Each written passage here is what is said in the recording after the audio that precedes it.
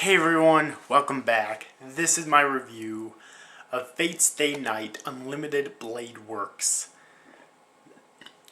Episode 7. Oh yes. Oh my god. I was stunned by how amazing this episode was.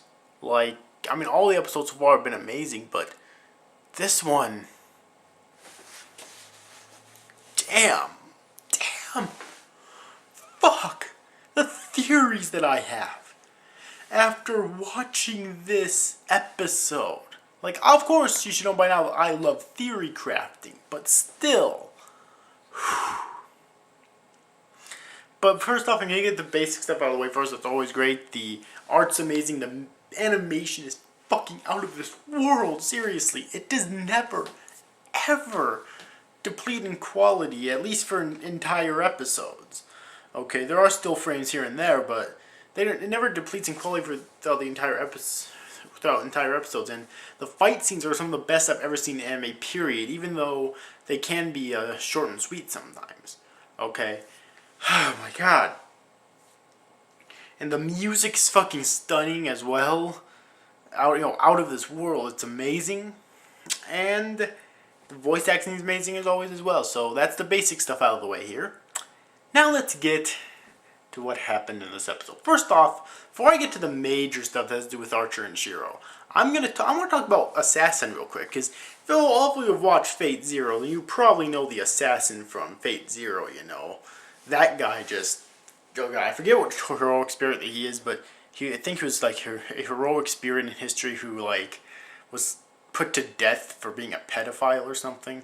I think. I could be wrong about that, but that's basically what he was. He was a pedophile and a serial killer who ended up getting summoned by a pedophile and a serial killer. But if you remember that fucking assassin, yeah, that creepy ass whatever the fuck he is. Wait. No, I'm sorry. I'm thinking about Castor. Yeah, well, I guess I can talk about Castor real quick. You remember that Castor? Well, Castor here is not quite as creepy, but still kind of creepy. Don't worry, I didn't mess up. I wanted to talk about Castor anyways. But Castor is trying to basically drain... I don't know if we learned about this yet in the series, but Castor is basically trying to drain all of the humans in Fuyuki City of their life force to make her stronger. And supposedly she's actually the one who summoned Assassin. Which, according to Archer, means that she actually broke the rules. A servant should not be able to summon another servant. So she actually broke the rules. And the assassin that she summoned isn't actually the real assassin. Which is very interesting. Okay. In addition to that, we also have Assassin, who... Remember the assassin from Fate Zero? Well, that assassin was summoned by Kirei Kotomine. And he was kind of... there was 4 or 5 different bodies for him. Simultaneously at times. Okay, where he was really stealthy and killed secretly. Well, this assassin has more honor. Alright, and did you see that fucking bloodlust? When Assassin was coming after Saber. Saber's my girl, right? You should all know this by now. But when Assassin was coming after Saber, you could see that bloodlust in his eyes, and Saber actually had a vision where she was basically cut down. Her throat and neck was cut. She was bleeding everywhere and her body fell down. So luckily she did manage to survive it. Of course, because she's Saber, and one does not simply kill Saber that easily. No, it just does not happen. It's like one does not simply survive Excalibur. It doesn't fucking happen. Period. Okay? So, But, Assassin's pretty cool. He really is. But I'm interested to know exactly how Castor summoned Castor, a servant, summoned Assassin, a servant. I am kind of interested to know that. Okay. Saber in this episode was badass and amazing as always. No shockers there. Okay, really. There's really no shockers there. Saber has always been amazing, and she will always continue to be amazing because she's fucking Saber. Yeah. Too bad she got stuck with Shiro. I'll get to that in a second. Actually, you know what? I'll get to that right now. Archer and Shiro. the theories that I have after watching this video, or after watching this episode. Is Archer actually Shiro? Oh my god.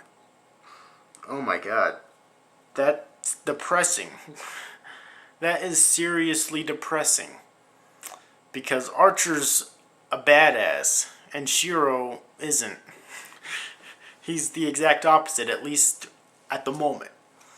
But the thing that kind of gives me this theory is that Archer basically tried to cut Shiro down, which, seeing him beat Shiro around like that and then seeing him kind of trying to cut Shiro down was also satisfying, by the way. But Shiro gets a brief, vision of Archer standing shirtless in, this wasteland-like type of place. And he's holding his daggers and he drops them, and he's looking like he's suffering, and then he looks up to the sky and he screams in anguish, okay? And then he snaps back from it. In addition to that, there's also that scene in this episode where Archer basically tells to Shiro something that reminded me of Kiritsugu. Archer says something along the lines of, you try to save you try not to kill anyone, but as a result, you'll end up saving no one. Thank you, Archer. And then we get a brief flashback to when Kiritsugu told Shiro to save one life means not to save another. Okay. And so that really reminds me of fucking Kiritsugu. Dude. Oh my god. Man, if Archer really is Shiro, I am awfully depressed, and I will continue to be depressed until Shiro actually develops majorly as a character. I'm going to give him time. We haven't even reached the halfway point yet. It's going to be a while before we reach that halfway point, so he has plenty of time to develop, okay? He really does, so I'm not going to pay it too much mind. Also, something else that tells me that Archer might actually be Shiro is because he said, we get a brief glimpse of Rin sleeping in her bed at home, which proves what he said, which is that Archer, or is that he was not sent by Rin to save Shiro. He did it of his own free will, okay? Which kind of tells me that maybe he doesn't want Shiro to die, because maybe the series has something like the butterfly effect, which is what it's called, where if Shiro were to die in the past, then Archer would be dead in the future. Okay. But that doesn't explain why he attacked Shiro, though. I mean, I liked it, but it didn't explain why he attacked Shiro, though. My guess is that maybe he didn't really intend to kill Shiro. Maybe he knew that Shiro would survive somehow. Because, Shiro doesn't die when he's killed. Of course not. Yeah. So, anyways, though. So, that's my theory, explained in detail, and holy fuck. Also, apparently Archer plans on defeating Berserker by allowing Castor to sacrifice Fuyuki City in order so that she'll be strong enough to defeat Berserker. And maybe he'll hop in there too, I'm guessing. Wow. And you know something? Shiro obviously gets mad at this, but he explains, what would you rather do? Have everyone in the world die, what would happen if the war never ends? Or would you rather everyone in Fuyuki City die and the rest of the world is saved? Choose. And clearly, Shiro has yet to grasp the concept that you have to choose. And, yeah. I've been told he's going to grasp that concept later on. He has yet to. I'll like as I keep saying, I'll still give it time. But either way, though, overall, this was an amazing fucking episode of of Fate Stay Night Unlimited Blade Works. Dear God. Amazing, amazing episode. Oh my God, like, seriously. The theory crafting that I could do after watching this episode was outstanding. And it's just like, God damn it, like...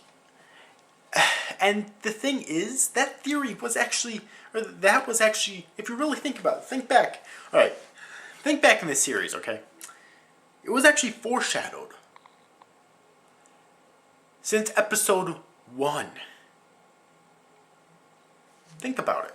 Because Archer said to Rin that supposedly he didn't have any memories of when he was alive, okay? And what heroic spirit he was and whatnot. But if you look back at episode 1, you can actually hear him muttering under his breath, Rin. So that's the name. Suspicious much? And maybe what he was telling Rin wasn't entirely true. Maybe he did have all his memories, or at least part of them. Okay, so that's why he was acting really suspicious then. And he was just lying to Rin. Not to mention, in the last episode, it was kind of foreshadowed as well, if you remember the conversation that both Shiro and Archer had in the last episode. You know, it's crazy shit that Studio Ufotable is actually able to foreshadow this much. Oh, God damn it.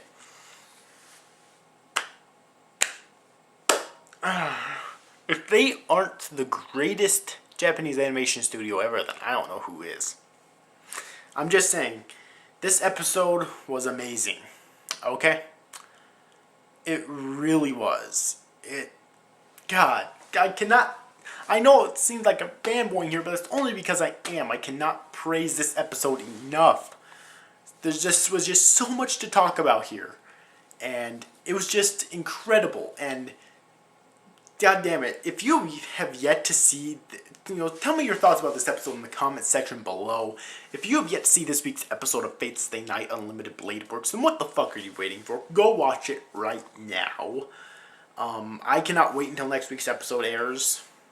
Obviously, because I'm obviously in love with this fucking series. To tell you the truth, I'm kind of eager for the Unlimited, or for the Heaven's Feel movie, or movies, whatever they plan on doing with it first. But that being said, this is still outstanding, and I cannot wait until it finally continues. So anyways, that's finally it for this review. I know it's kind of a longer one, but anyways though, overall I hope you enjoyed this review, guys. These out you guys, thank you for watching. Bye bye.